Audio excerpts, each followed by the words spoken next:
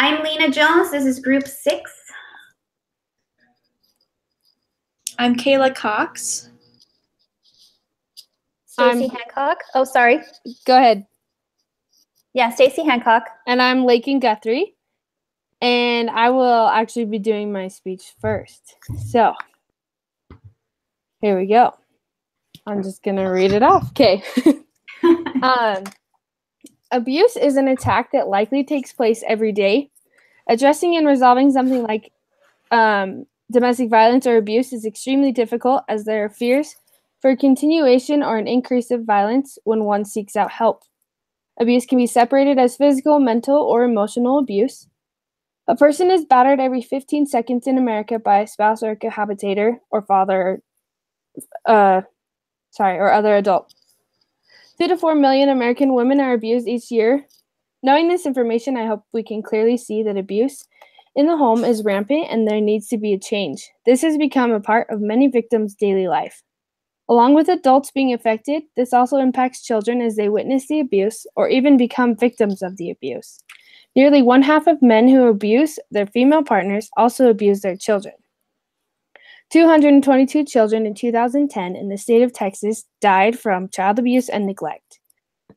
We need to stop and prevent child abuse and neglect because of the amount of children dying is outrageous and it can endanger a child's physical or emotional health and development. State law requires anyone who suspects child abuse or neglect to report those suspicions to the state Child and Protective Services or local law enforcement agency. Once child abuse and neglect is stopped, we need to help the children who are abused and neglected by taking the children and putting them in a foster family home so they can be loved and showed what the proper way to live is. Getting the child a psychologist to help them get over the physical and emotional stress of being abused and neglected, and get the child the proper health care to make sure any problems they may have or may end up having in the near future are fixed. Now, to take things back to more of the domestic abuse side of things, we have to ask ourselves, are there laws to report spousal abuse? Are there resources for men or women in those abusive relationships that provide any form of help? Speaking out and helping those who have been abused is the hardest but most effective way of limiting abuse. In Rexburg, Idaho, there is a place called the Family Crisis Center. This center has a secondhand store inside, providing affordable clothing to families who are struggling financially, along with the food stores available to those in need. Along with all of these great things, they also provide a helpline to domestic violence victims. I've looked at their website and I feel that it is a great program to provide. I went and talked to them more about this, and they explained that they privately provide a new home to victims to help them get away from their abusers. When looking at Find Law online, under state domestic violence legislations, I found that mandatory reporting laws are widespread in the United States. Domestic violence mandatory reporting requires that a medical professional report to the police when he or she knows or reasonably suspects that a patient has been injured or as a result of domestic abuse. There are laws out there, but I think we can do more. We can speak up and speak out. We can start in our own homes, move on to extended families, friends, co-workers, etc. Although I think it should be clear as to how any form of abuse is a threat to family, I want you to all be able to understand and see that. Anything that brings down a person, makes them feel less valued, hurts or breaks them is a threat. A threat to an individual is a threat to the family. So as we continue to advocate for the family, we should also advocate for individuals, adults, and children, and finding ways for them to reach out for help if they are ever in an unsafe situation. Give them a voice. Job. Thanks. That is awesome. Good job. So shaky. Oh, you did so good. So good. Okay, what was it that you said? I'm just trying to write down a direct quote. A threat to an individual is a threat to the family? Yeah. Okay. I love that.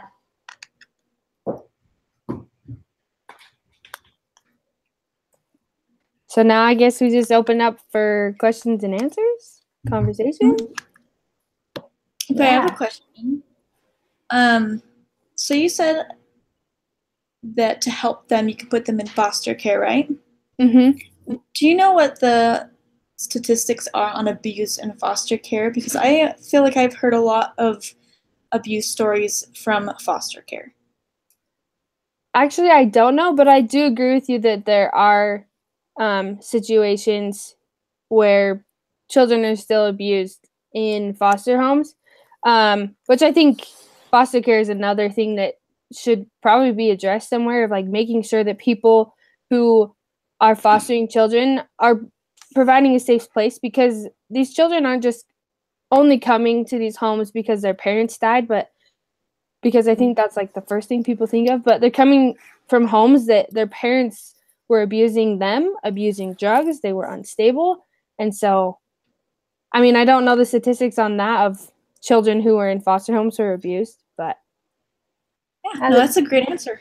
That's a really good question too. And you guys know we have our foster license. I don't know if you knew that, but oh, that's cool. yeah, and it was it's a pretty tough process to get licensed. And she told us that if for any reason they come and revoke this license, you are done forever. You can't have that on your record and expect to get a decent job. I mean, everything. It's like they have more jurisdiction than the police even to go and jerk that.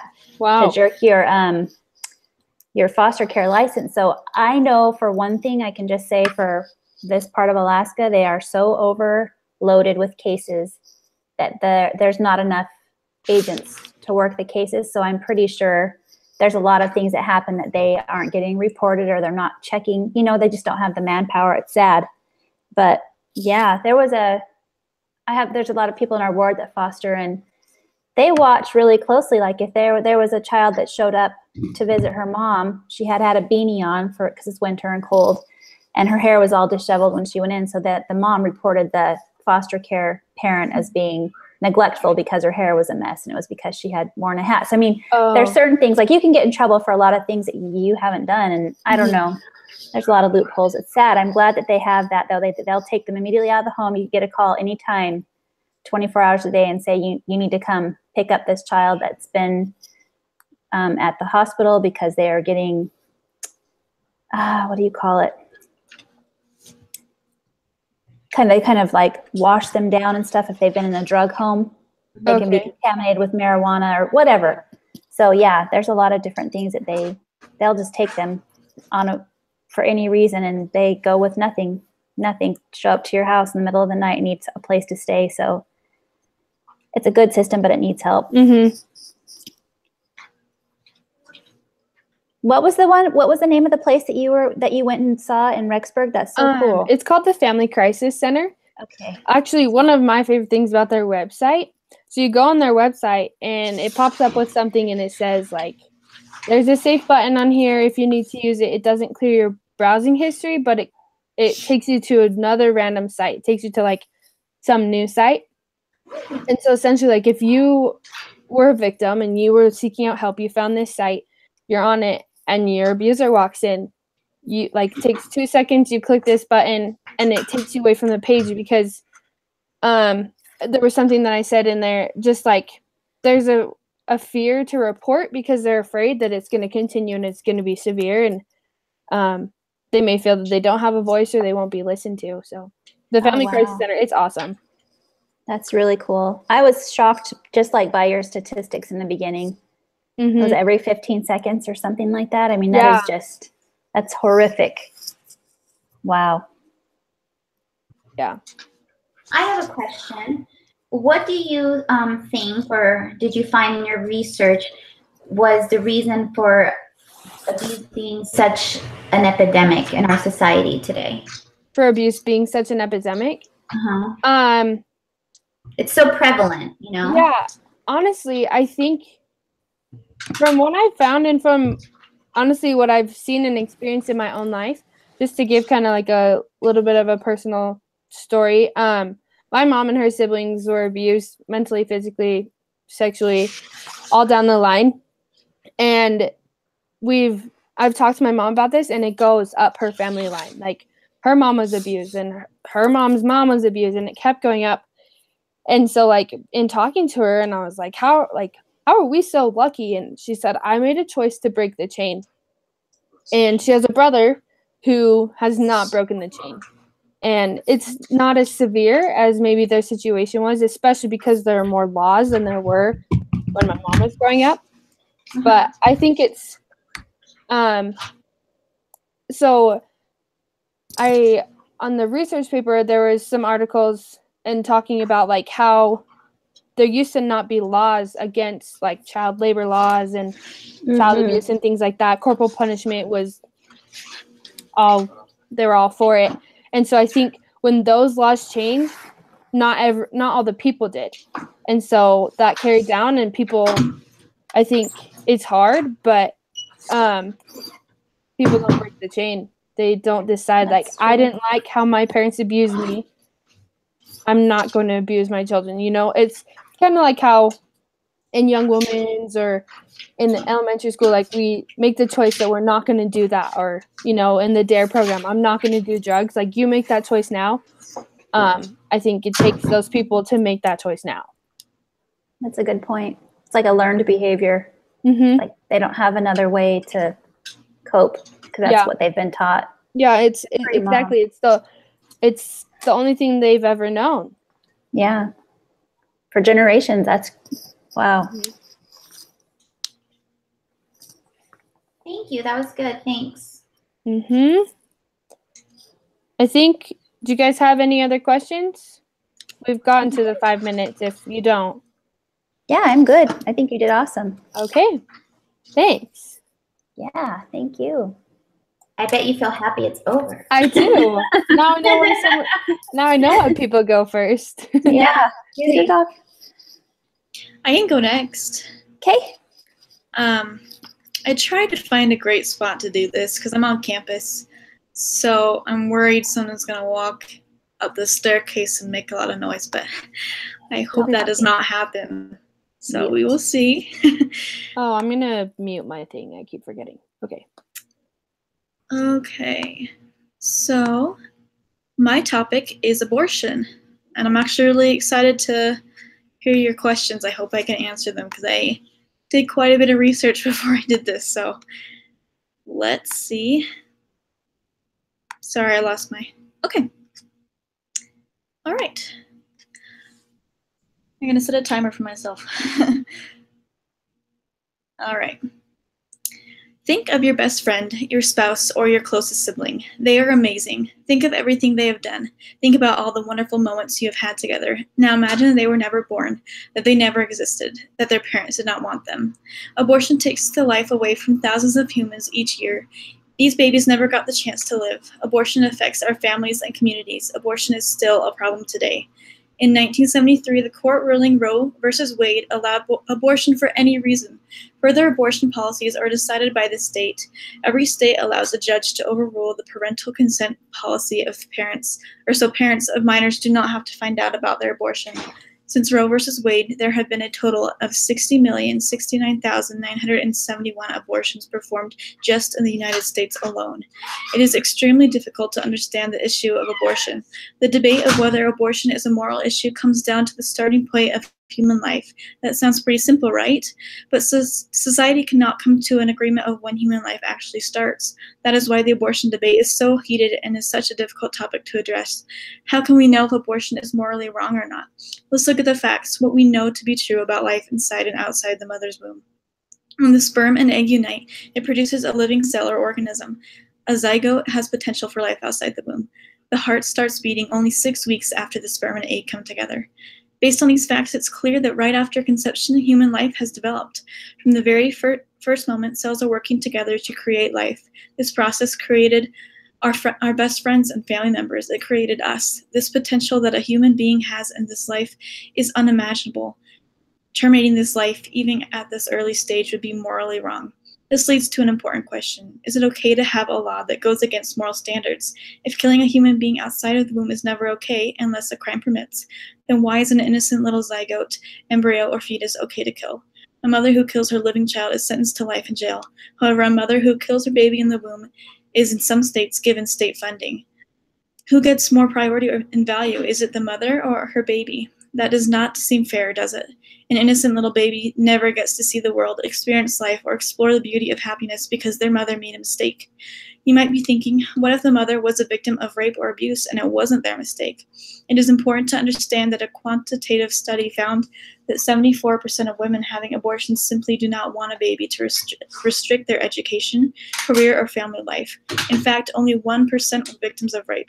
However, rape, incest, harm to the mother, and impossible life outside the womb for some babies are issues concerning abortion that are justified. The real issue originates in unprotected sex. Women that prioritize career or education over family are poor and unable to provide, or do not have a suitable environment for a child should not be participating in unsafe sex. It is as simple as that. The fact that so many women have this problem of unwanted pregnancy shows that family life is not a priority, which indicates that this is truly a threat to children and the family. Abortion should not be used as a form of birth control. A concern for some women may be the cost of birth control. There is a wonderful solution to this problem. Many health insurance programs cover the cost of birth control, and many other types of birth control are relatively cheap, most coming to an average of only $200 yearly if you do not have health insurance. One program that addresses abortion is Planned Parenthood. This organization focuses on personal pleasure, desires, and decisions.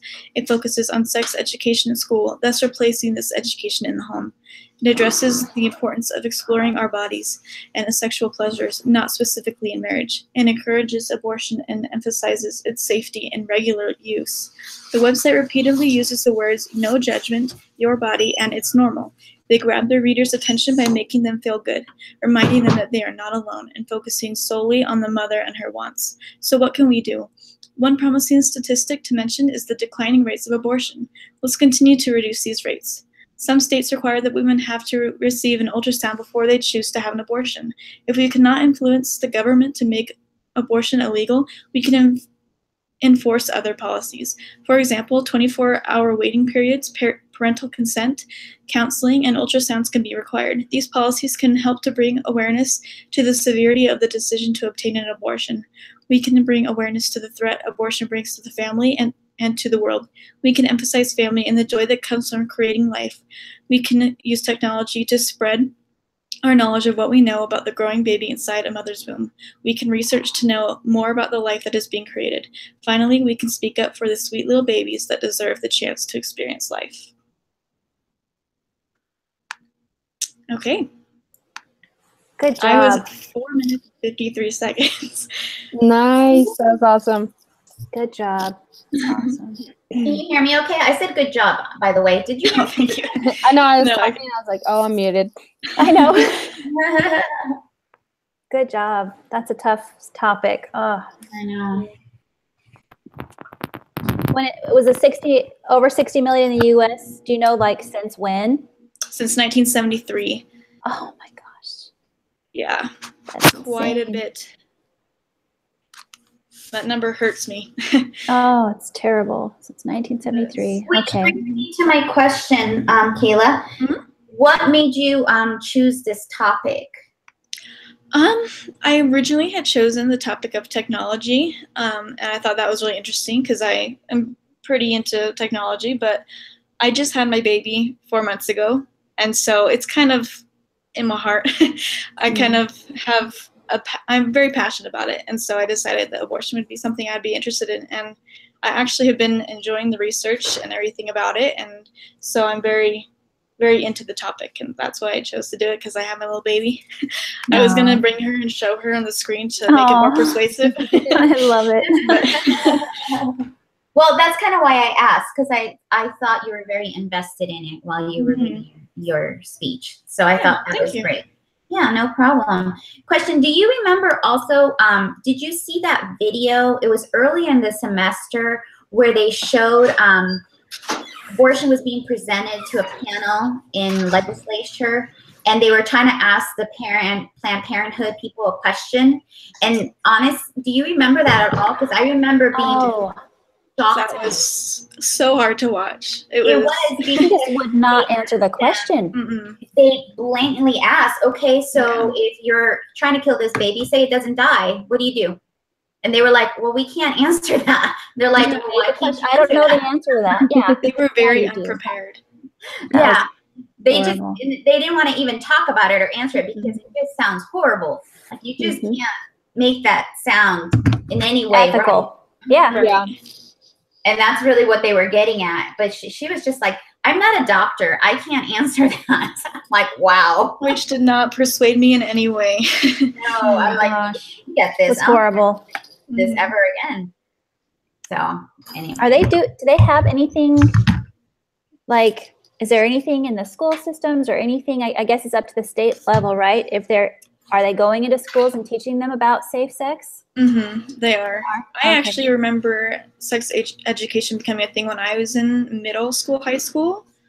And I think a lot of it had to do with Hillary Clinton really enforcing Planned Parenthood. Oh. So, yeah, they are in the schools already doing that, which I think is really important to emphasize that now it's not really in the home anymore. Yeah. Oh, I like that. Yeah. That's I like that you brought that up. Yeah. I have a question. Are there any laws about like the man being involved at all? Like them having a decision? Cons, like of them having a decision, but also I know there are situations where women are getting abortions because they were raped and then they got pregnant, and I don't feel that that man should be involved at all. But if it's like your boyfriend or your husband, like, does he have a say? Right. When I was looking at the laws for each state, a lot of them only talk about having parental consent with a minor. It didn't say anything about the husband or the man. It kind of just focuses on the woman, and then a lot of the states didn't even need parental consent. Yeah. And a huge thing is that all of them, you can get a judge to overrule it. And so then the parents don't even have to find out about it. Wow. So like I could get pregnant, I could choose to have an abortion, and I could go have an abortion without my husband saying that was okay, because it's all about me. To my knowledge, yeah. Yeah, that's what I was thinking would be the answer. Wow. They're really focused on it's the women's body, it's the women's choice, and it only affects them. It's 100% their decision. That's what the Planned Parenthood website said. It said it's 100% your choice. Wow. Yeah. Crazy. I really liked that you mentioned like I can't remember exactly what you said, but basically like not having, like only having those moral standards when it's considering things outside of the womb. Like, why should we have the same? Because I think we've all had the same thought. Like, you get in trouble, you go to jail for murdering a walking or person. abuse. Like your report. Exactly. You're going to jail. Yeah. But you can kill one inside your body. It's okay. Oh my gosh, I lost you guys there for a minute. Completely connection lost, it said. Oh. Welcome back. We're still here. Okay, sorry about that. Yeah, it's crazy to me that inside the womb it's almost encouraged, and a lot of states get state funding for abortions. But if a woman kills a baby outside the womb, it's complete. No one is ever going to say that's okay. Yeah. So what's the difference, It's just, I like, considering that this is a whole persuasive speech, like when you said has a beating heart at 6 weeks.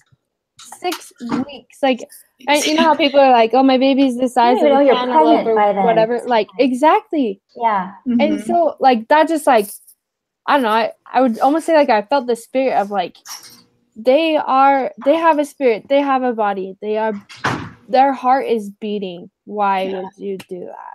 Yeah. And a lot of the states just put a limit on 24 weeks, which is so far along. Because that's more than halfway. Yeah. A baby at 24 weeks can come out and live. Survive.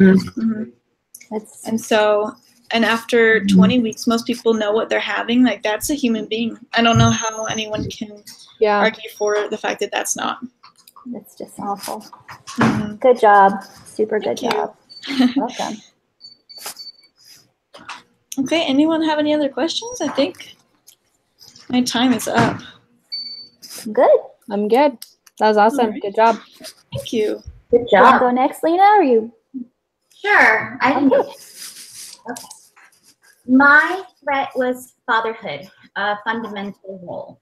There's much debate on the importance of the role of fathers and the effects it may or may not have on children. Some believe that successful individuals can come from single parent, divorced parents, cohabitation couples, and same-sex couples households. We know there are exceptions and celebrate individuals who have overcome great trials. However, these are exceptions and we cannot ignore the facts. Children that come from a home with their biological mother and father have an advantage over any other type of family environment. Studies show that children living without their fathers had a poverty rate of 47.6, 4 times more of the rate for children living in married couple homes. Adolescent pregnancy from fatherless homes was 17.4 compared to the 4% in the general adolescent population. And males from fatherless homes were found to be 279 more likely to carry guns, deal drugs than their peers living with their fathers. Now, people have said that you can't miss what you have never had. Well, I was raised without a father for the first 5 years of my life in Peru. I was raised with a loving mother and grandmother, and yet I knew something was missing from the time I could remember. My parents wanted the American dream for their children, so my father, being a very well-educated man, left his career in Peru and came to the United States and worked as a janitor and started the documentation process to bring us legally to this country. I remember wondering what my father was like, and if I was anything like him. I was anxious to have him return to us. I had an older brother. I saw and knew how much he missed and needed our father. Although I had been given more love than any child could have from a mother and grandmother, I still yearned for my father. When my father returned to take us to the U.S., there was adjustments, of course, but there was almost instant sense of safety and security. Even as a 5-year-old, I could recognize and feel a burden being lifted, not just for me and my brother, but also for my mother. When my family came to the U.S., there were hard times. As an immigrant family, we had to adjust to new language, culture, and way of life. My mother stayed home with us, and my father worked 2, sometimes even 3 jobs at a time. We didn't have a lot when it came to material things, yet we had everything. We had always had the maternal care, but now we had our father. He was not only our provider, but our protector. He also served as the one who would help our mother and provide her with needed breaks. He saw things from a different perspective than our mother, and together it seemed as though that they were almost able to see the full picture of our needs and find the best way to help us. Although hard times came, we learned to work hard and knew we had a mother and a father that would always help us succeed. My siblings and I now have our own families and have jobs serving in our communities. We give credit to our parents. Years later, when I was a mother of 2 small children, my husband was called back to active duty in the Army. He was called to go to Iraq and would be gone for a year. I saw firsthand how much my children missed and needed their father. We had wonderful grandfathers, uncles, friends, but none could replace their father. Although I tried my very best and was quite aware of the situation and in a good position to offer the best I had, it still did not replace their father. I remember feeling tired to have to do it all by myself, and despite so many wonderful people willing to help, they could not do for my children what their father did. I remember my oldest son talking into a recorder, telling him all about what he was doing. My daughter, although smaller, would love to hear his voice. She would ask him when he was coming back all the time. I remember the joy my son and daughter had when they would receive tapes in the mail with their father's voice. All of us has either had the experience of a loving father or the need for a loving father in our lives. Would we as adults ever want a child to not have a father to provide and protect them? Would we ever want a child to feel as though something is missing? Would we ever want any child to be at a disadvantage? We know hard times come and that life is not easy, but we want our children to come out happy, strong, and successful.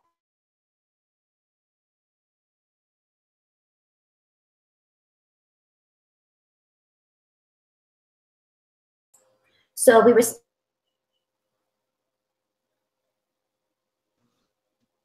You're cutting out a little bit for me. I was just going to say, I can't hear anything right froze. now. I froze after something about, would you want your children to be missing something? Yeah.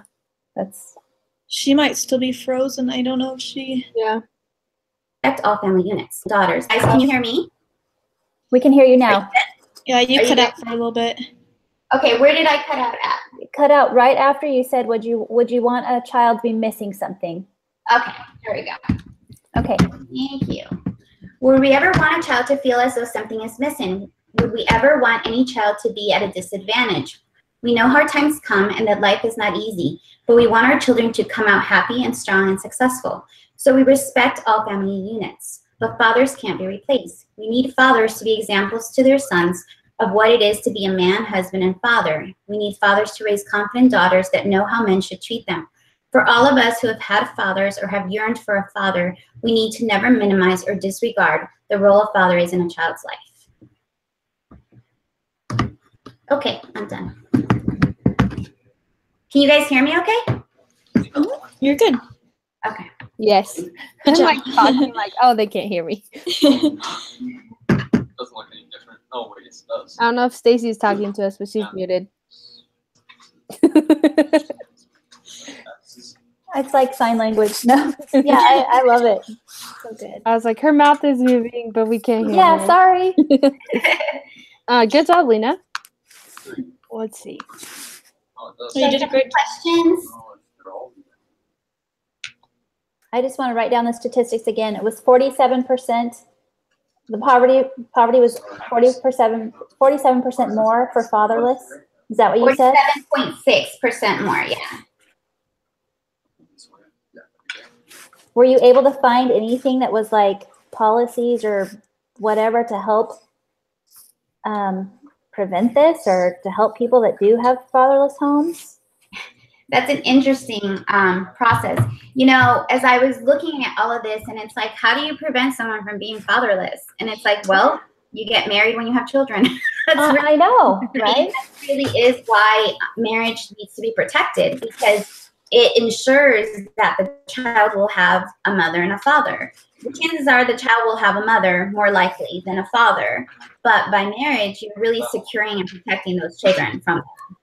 And you can't force people to get married, Mm-mm. you know? So what do you do? Yeah. It's a moral thing.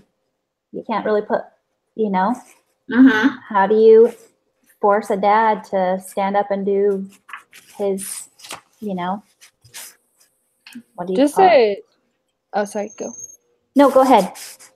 Just a comment, because so you mentioned like people who like have kids before they're married, things like that, like those lead to cases of fatherlessness.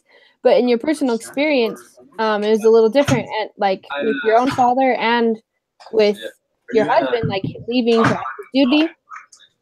But I just wanted to mention a program, if you guys have heard of it, it's called Watchdogs, and it's Dads of Great Students. I think it's based at a lot of schools in Colorado. I had to find a resource for another class. Basically, and it's like a father involvement program. And so I think one thing that would be nice is if more communities like provided that, because even though like your husband was gone during those times, like if he were here, if they had more programs to help him like kind of catch up on what he missed, maybe like things like that would be really useful. Mm-hmm. But also I liked that one thing I really liked that you said is everyone has either had the experience or the need. And I think it's pretty simple laid out, that it's you have a father, you need a father. Like it's not like you have a father and you don't need him, he could go away, you know, like it's one or the other, and it's important to have a father. Yeah, and I kind of came to that conclusion after all the case management I have done with all the various people that I have ever case managed. And a lot of them come from no father homes. And I see it in their face. I see it when they don't know their father or never or have nothing to do with their father. I can tell. Like I can tell that in those moments when they're homeless and they wish they had a father. And some of them will be like, I wish, I don't really know where he is.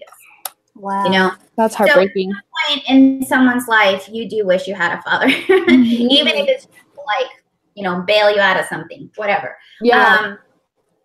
As far as programs go now, they are trying to do more programs with those fathers that are incarcerated, so that they can continue to have some form of relationship with the child. And it's done in a way that it's beneficial, of course, because they want to make sure they protect the children from people that are incarcerated.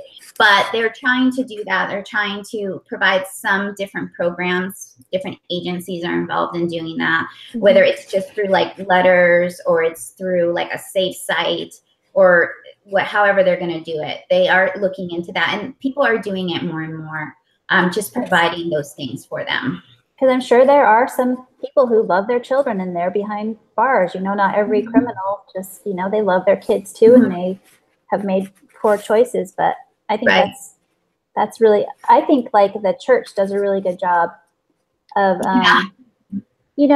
scouting, and they have the young men, like they have leaders they can look up to. If they don't have a dad at home, for whatever reason, then they have bishop or home teachers, or there's somebody there that can they can't replace being a father, but they're good mentors for them, and they can, be strong examples and stuff. And so I've always appreciated that about the church, because my husband can be gone for long periods of time and stuff like that. And I've always been like, my son has his young men leaders that will call and check on him and be encouraging him to go on a mission and stuff like that. So I appreciate that about the church. If only everyone else had the same opportunities we do, right?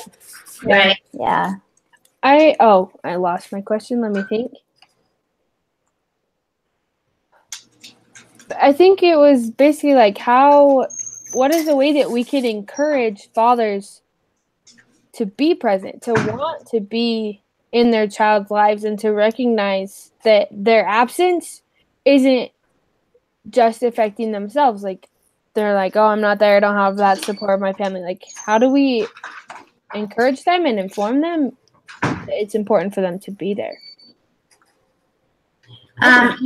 When I was reading, like I read different journals and things like that, and honestly, it's one of those things where a lot of it, what it talked about, was generational.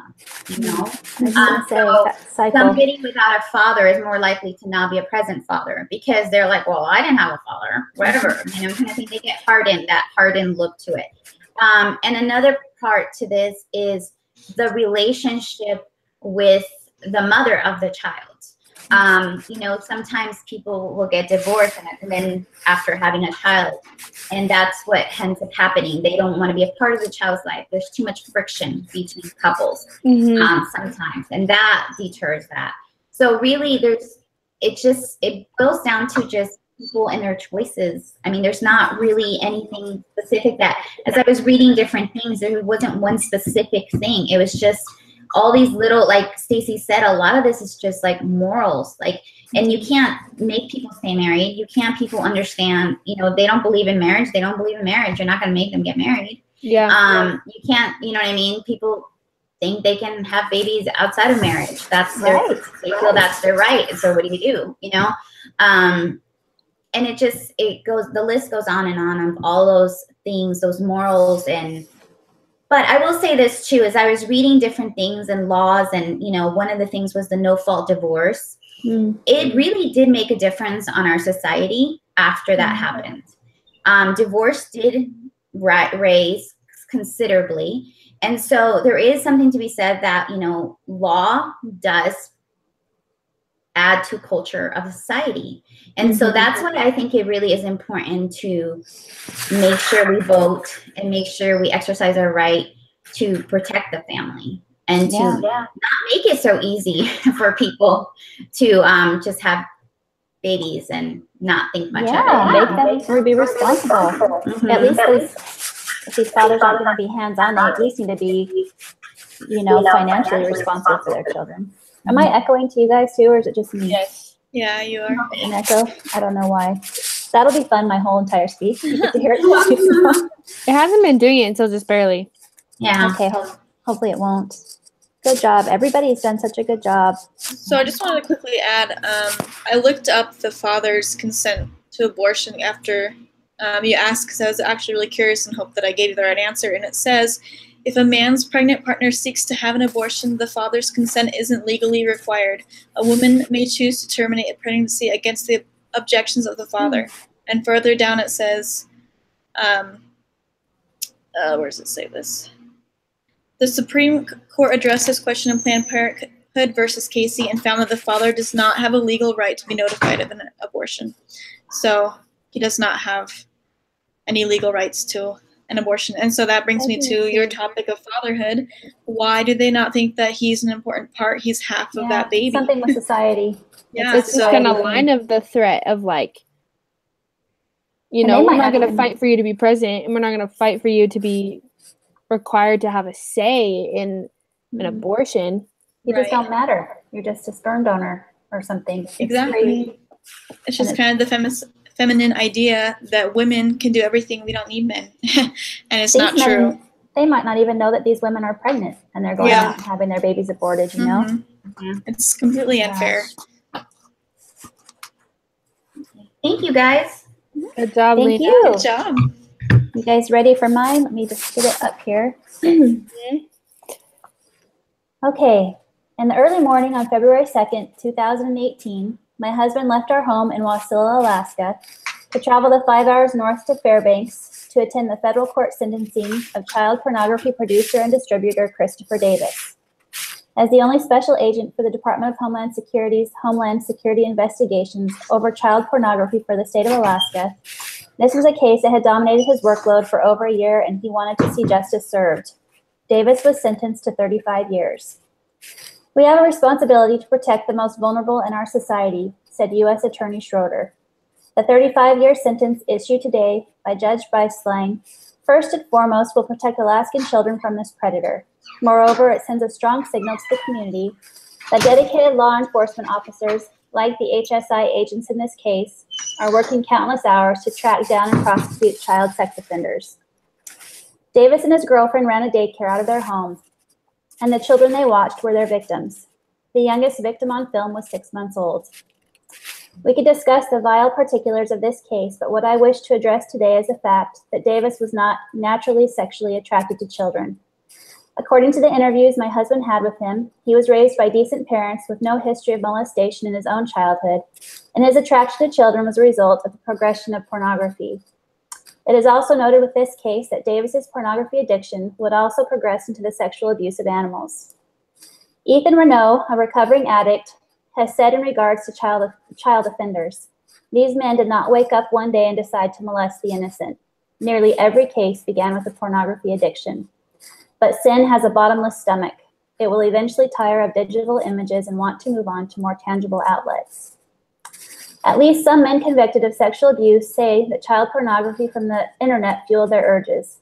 In a recent interview, one convicted pedophile serving a 14-year sentence in a Canadian federal prison said that looking at images online certainly gave him no release from his desires, exactly the opposite. Because there is no way I can look at a picture of a child on the video screen and not get turned on by that and want to do something about it, he said. I knew that in my mind. I knew that in my heart. I didn't want it to happen, but it was going to happen. One study found that 50% of young adult males are viewing pornography weekly. Another study states that 20% are viewing it daily. I imagine these percentages are even higher in reality, and if that is the case, how many future child pornographers and perpetrators are in the making? Special Agent Bench, in charge of HIS Seattle, said, while we are satisfied with this sentence for the horrific crimes committed by this defendant, we must remember the young victims who are often left with the permanent psychological, physical, and emotional scars. How many more children's lives are going to be ruined, resulting in potentially damaging the prospects of ever having a normal life, love, and future family because of the pornography pandemic we now face? Today, March 1st, 2018, my husband has 4 new cases sitting on his desk. So what is being done to protect our children? This prosecution is part of the Department of Justice ongoing Project Safe Child PSC initiative.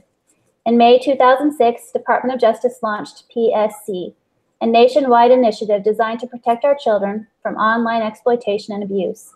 Led by the United States Attorney's offices, PSC combines federal, state, and local resources to better locate, apprehend, and prosecute individuals who exploit children via the internet, identify and rescue victims, and to educate the public about safe internet use, thereby reducing the risk that children might fall prey to online sexual predators.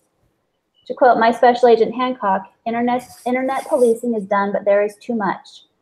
Focus is on the downloading illegal content. In other words, they cannot possibly catch them all. With policing being as effective as it possibly can be under the circumstances, what else is being done? Psychologist Michael Burke has studied child pornographers for 8 years at the Federal Correctional Institution of Butner, North Carolina. He takes a psychological as well as a legal approach. He believes men should pay their price for society, but they are also in need of healing. The ultimate goal for both psychologists and law enforcement professionals is public safety, says Burke. The issue is how to best balance punitive, rehabilitative, and management efforts to achieve that goal. With this technology era and the freedoms that we have in this country, we cannot dictate and monitor individual agency. Therefore, the best thing we can do is to learn the facts of the dangers of the progression of pornography to fortify our homes and teach our children to avoid it at all costs. We need to speak up, and we must speak out. Nothing and no one is beyond redemption. Those struggling now can seek help before it is too late to realize that their harmless porn habit is actually taking a toll on other people's lives. We can have laws and policies in place, but they can never mend a broken and immoral society. That is something only we can fix within ourselves, and we owe it to the innocent of society to do just that.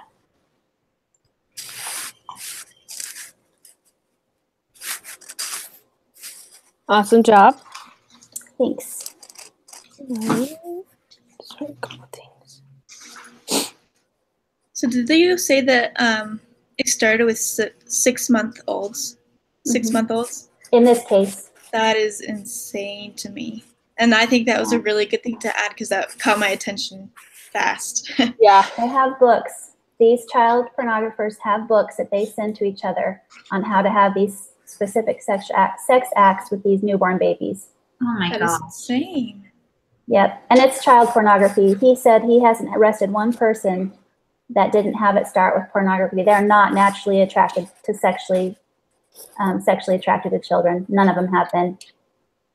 Wow. I really like that you connected the abuse, the sexual abuse with pornography, and the question that you asked, how many are in the making? I think that was a very profound and very and Yeah. like you mentioned a little later, like your harmless pornography addiction or whatever it is leading, what is it, like basically it's causing these abusers to kidnap these children to have this daycare and provide this pornography for you and your addiction. Mm-hmm. Yeah. Were you able to find statistics about women versus men? Not in this particular study, but it's like, I think, I mean, just women who use pornography. Yeah. In one of my papers, I think it was like 17% Okay, compared so to, significantly less. And most of the studies that I read, they are doing it to please their boyfriend or their husband or whatever. It's because they feel that sexual pressure that they need to be able to do these things. Men want their fantasies acted out, and so women will feel the pressure, or they want to look a certain way or whatever, and it's pressure from, I'm not sure if it was this class or another class. I think it was this one, but I read something on Porn Kills Love, but the new director was he asked me if I viewed it, and I said yes because I didn't want him to think that I was weird for not, and then I got into it, and it was damaging. Yeah, so much pressure. Yeah. I actually was going to ask the same thing, because in this case you said it was a guy and woman together, right? Yep. And the girlfriend, she was a little bit younger. She is mentally slow. That was one thing. She's also been a victim her entire life. She'd been raped by uncles, brothers, dad. This is what she knows. And so it was perfect for him to have her because she has this kind of really sweet demeanor about her that people would trust bringing their children to their daycare because of her. But she was actually the one that would help undress them, and stage them in certain photos and stuff like that. She got a lesser sentence. I think she got like 22 years. He got 35 years. And when my husband was there, the parents were outraged that he only got 35 years. And it's like, if you only knew how hard it was to get a really tough sentence, that's the sad thing, To even give him 35 years was hard. It's ridiculous. Yeah, there's so much. Yeah, it's just crazy. But he was really, really, it's super, super hard to find an actual producer of child pornography. You get lots of guys who download it. They buy and sell it from each other. You can go to prison for doing that too. But to actually find a person producing it and sending it around the world, and these were his friends, you guys, his friends' kids that they would bring over, and they had no idea that this was happening to some of their kids. So it's mind-blowing. But yeah, that's the whole point. Is it started with a pornography addiction. So I have a question. How do you think that we can, so you said how many are in the making? Because I think we all know that pornography starts pretty young. So Yeah. how can we as a community, as advocates, as a family, as a future mother, as mothers, like, I know that there's a lot that moms and dads do to help their children, like, not get caught up in pornography. But I think one thing that, in my opinion, I think there's a thing that leads people to view pornography, and that's curiosity. Mm-hmm. So how can we maybe provide better sex education for our children, and this education that doesn't make them Curious about it. get involved in this? I don't know if there's any way to make it so that it's not a curiosity, but I think to be honest and open with them from as young as you get, because the average child user is 9 years old. 9 years old. There are addicts, children addicted to pornography, and they're 9 years old. And their parents have no idea that they're accessing it. So I can't speak for it. So hard. I think that's so hard. You said parents have no idea, because there's a lot of things that kids get involved in because of their parents. Like, kids might be drug abusers because their parents, and they started using drugs at a young age because they watched their parents.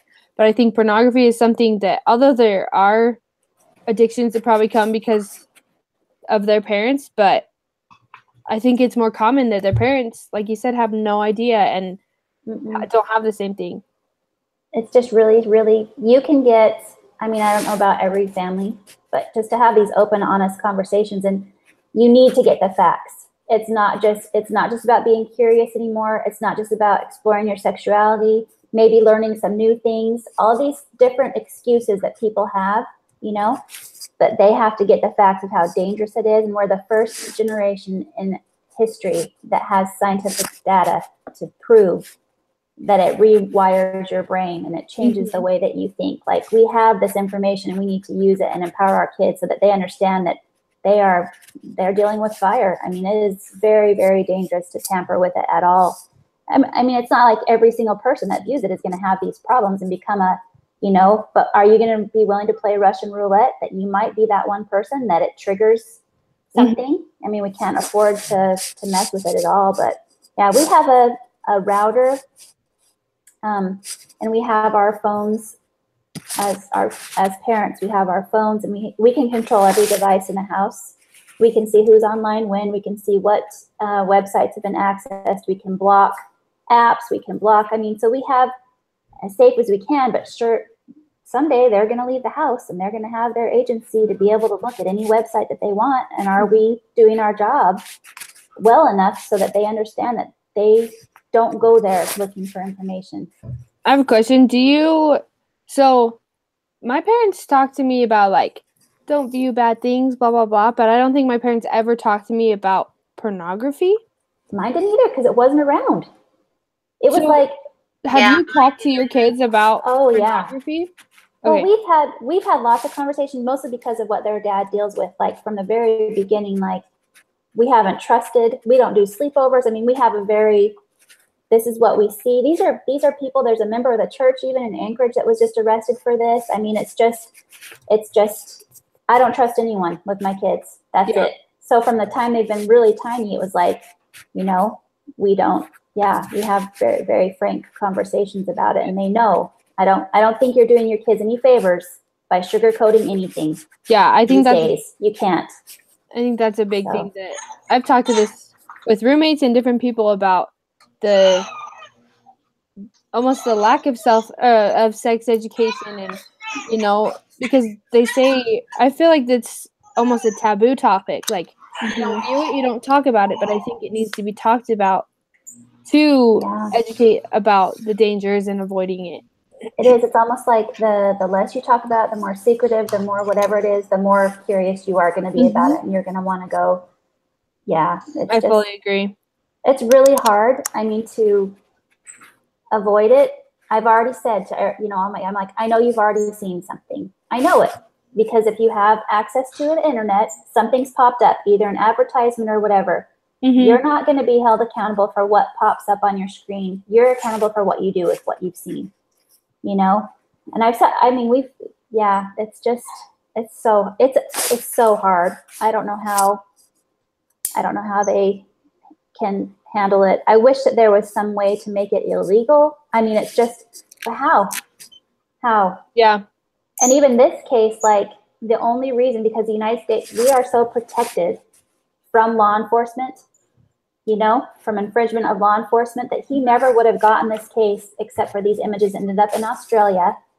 And they have much more lenient laws. And so they could contact him and say, hey, this ended up on our desk here. And they can take screenshots, or they could, forward on pictures. And we're not allowed to do that. So if it wasn't for those images ending up in another country, this guy would still be doing what he was doing up there. What do you mean we're not allowed to do? What are we not allowed to do? Well, like, as his job as a special agent, say he got any of the stuff that he gets, he's not allowed to forward it on. Like, he couldn't forward pictures on to another country, saying, we got these. He could call and say, hey, stop it, and to get it stopped. Oh, wow. Yeah, you can't. So, but they could. Australia is allowed to do that. So they were able to say. Wow. And then they kind of set up this whole sting operation. Like, these agents pretended that they were going to be bringing their kids to this daycare. And he was like, oh, yeah. Or not. No, I think it was like, oh, yeah, I have access to a daycare. So I have all kinds of kids. What age do you want? Well, I don't want anyone that's over the age of 4 years old. Because that's what, oh, yeah, I have all these. And then he would just send pictures. I mean, it is just mind-blowing. But, wow. But it's pornography. Started with pornography. So I have one last question. Sorry, it's probably making it long. When I was little, I would always go to sleepovers with my friends, and my parents were kind of hesitant about me going to sleepovers, but I was like, oh, it's fine, And I had a lot of people in my ward that weren't allowed to go to sleepovers, but if I had been not allowed to, I probably would have been upset that I wouldn't be allowed to go to sleepovers, but now I totally understand why. How have your children handled it? Have they had a hard time with that, or are they? They've never. It's always been the rule. So even from my daughter's 20 now, my oldest. So the little or younger ones grew up knowing, so they never even asked. So it was never. But for her, it was just like, we're like, hey, it's a safety thing. Right. You can go play. And then, but you're going to be at home at night. And I would just explain to the parents, I was like, it's no offense to you or anything, but this is just the rule that we have. We want this rule to be followed by all of our children. If I make an exception for her, then I'm going to have to make an exception for the next one. And the parents have always been understanding of it too. But yeah, you make it a rule from the beginning. You do not break it for anybody. The only sleepovers we've ever had is with cousins. That's it. I've had family, I've gone to girls' camp and they stayed with my sister and her kids, or they've had cousin sleepovers. But other than that, Okay. I have a question to go on to that. What do you tell your kids is the reason? For no sleepovers? Mm-hmm. I tell them I don't trust them. Yeah, seriously. Like, I tell them, I'm like, bad things happen, man. Like, you could have they could have the best parents in the world, but who are their parents' friends? Mm-hmm. Who are their parents' family members? And that's exactly what I say. Like, you can't control everyone who's going to be allowed in the house. Mm-hmm. And then it's like, oh yeah, it's fine, but it's like, well, I don't know them, Well, we don't have them over here either. Same thing with us. You're not having kids spend the night. My husband doesn't want the liability. Yeah. Like, somebody could say something. We have a teenage son. Somebody could say something that he did something, or that my husband did something. He's like, nope, not doing it. They can have their play dates and then they go home to bed. Yeah. Because it's a scary time. I think that's good because, like you said, this was happening at a daycare. So things can happen anywhere, anytime. Yeah. But if you just at least give that rule of no sleepovers, I think that definitely provides a lot more safety for your kids. You can control what's in your home. If you could, there was only one child in this case that was old enough to even remember what has happened to her. Really? But none of these babies and toddlers will remember, and none of them could speak. So if you have a child that is able to speak, 2, 3 years old or whatever, and to start, if there was one that would have had a voice and would have said, I don't want to go, I feel uncomfortable, because you look for signs of a child being abused, but they don't have those emotional signs when they're little babies. How's a baby gonna, it's just awful. So they just go younger and younger because they can get away with it. Yeah. And my kids actually, some of them have had a hard time with it. They'll be like, why? I really want to, because they'll have like a friend they've had since like kindergarten, Oh, or something like that, things like that. And I get it because they are like family to them, and I understand it. So my thing is, I think that truth has a way of really resonating with kids. And so for me, I've always just taken it and I'm like, look, you are asking me to do something that I am just not comfortable with. You're asking me to do that, and I can't do that. I'm like, isn't there ever something that you just don't want to do? And I mean, honestly, I'm like, because that's what you're doing to me. And I'm telling you, I'm not going to do this. And usually at that point, they back down because it's like, I agree. Yeah, and I have no problem just scaring the living. I'm going to tell you right now, there are bad people out there that hurt little kids, and I am not going to subject you to something that I have no control over what could happen. And I mean, it could happen anywhere. It could happen at school, in the bathroom. I mean, it's just whatever. That's out of I can't control that.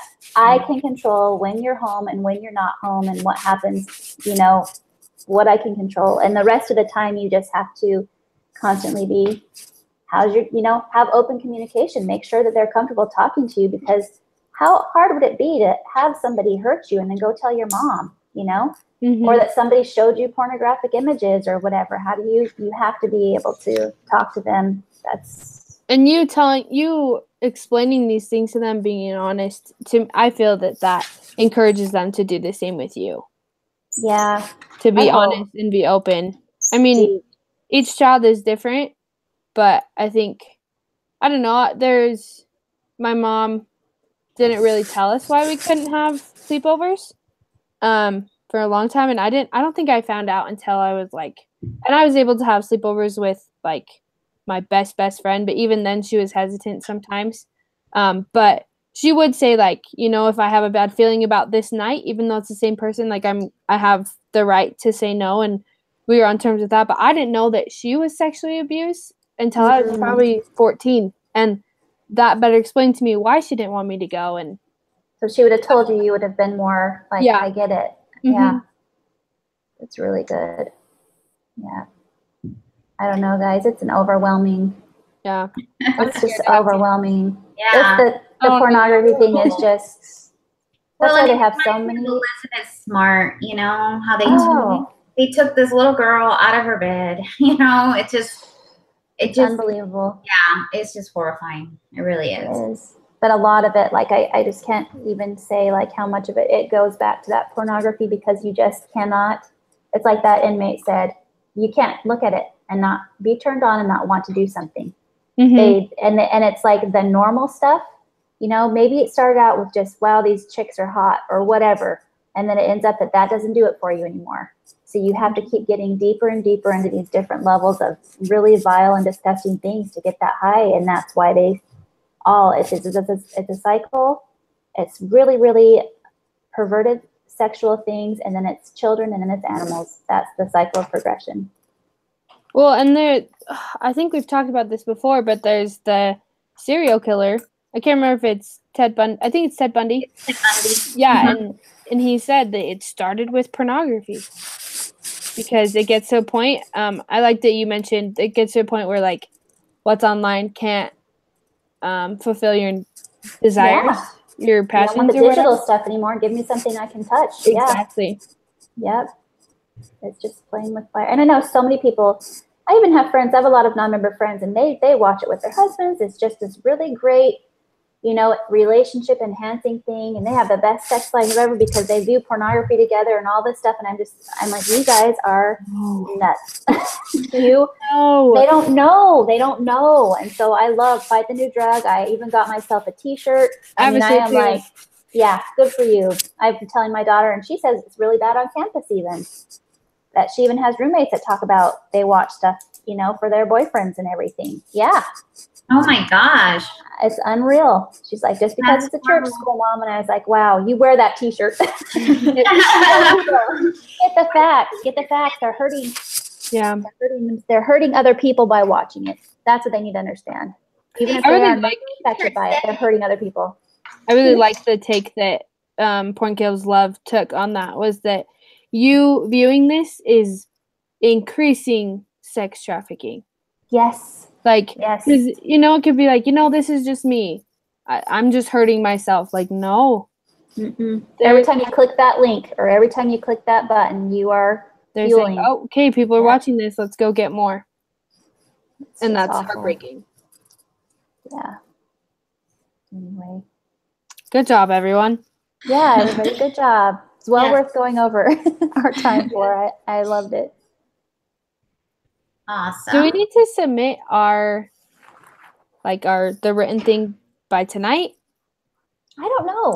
It said on the discussion board, she had a little thread that said it's not due until Saturday, Oh, I okay. believe. Okay. But I would double check that, but it sounded like it wasn't due until Saturday. And I do don't you think it's know- very long either. I really don't. I don't think it's very long at all. It's just like a little reviews. Google Docs or a Oh, little. but also form. we're supposed to submit. So that you're talking about the peer reviews aren't due until I Saturday? think both the peer review and the Saturday- outline actually. Okay. Okay, cool. Yeah.